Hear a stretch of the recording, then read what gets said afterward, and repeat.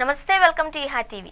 నెలకు 32,000 జీతంతో పనిచేసే యువకుడు 459 కోట్లను సంపాదించగలడా? ప్రపంచంలో ఎవరికీ సాధ్యం కాకపోవచ్చు.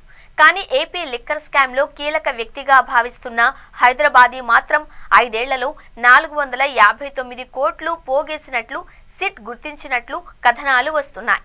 స్కామ్లో కీలక పాత్ర పోషించిన అతడిని విచారించేందుకు పోలీసులు వెళ్లగా అప్పటికే ఆ యువకుడు పారిపోయినట్లు చెబుతున్నారు.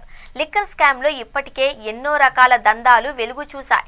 తాజాగా తెరపైకి వచ్చిన ఈ కోణంపై ఆశ్చర్యం వ్యక్తమవుతోంది.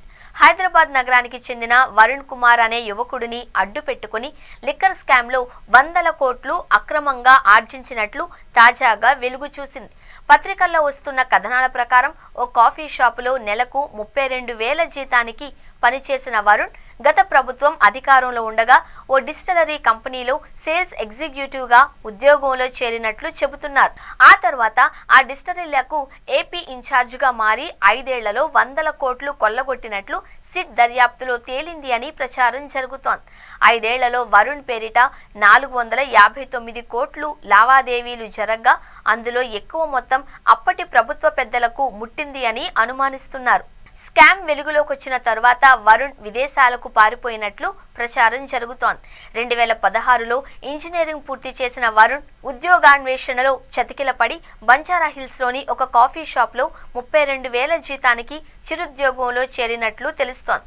అమెరికాలో స్థిరపడిన డాక్టర్ రమేష్ రెడ్డి అనే ఎన్ఆర్ఐ 2019 ఎన్నికల ముందు హైదరాబాద్ వచ్చినప్పుడు వరుణ్ పరిచయమయ్యాడు అని అంటున్నారు.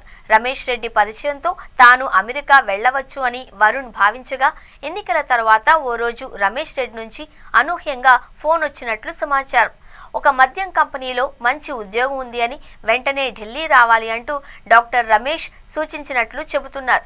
అలా ఢిల్లీ వెళ్లిన అరుణ్ పాండిచ్చేరిలో మద్యం ఉత్పత్తి చేసే లీలా డిస్టిలరీలో ఉద్యోగానికి కుదిరాడు. అప్పటికే వైసీపీ ప్రభుత్వం కొలువుదీరడం, లీలా డిస్టిలరీస్ ను ఆ పార్టీకి చెందిన వ్యక్తులు కొందరు స్వాధీనం చేసుకున్నట్లు చెబుతున్నారు.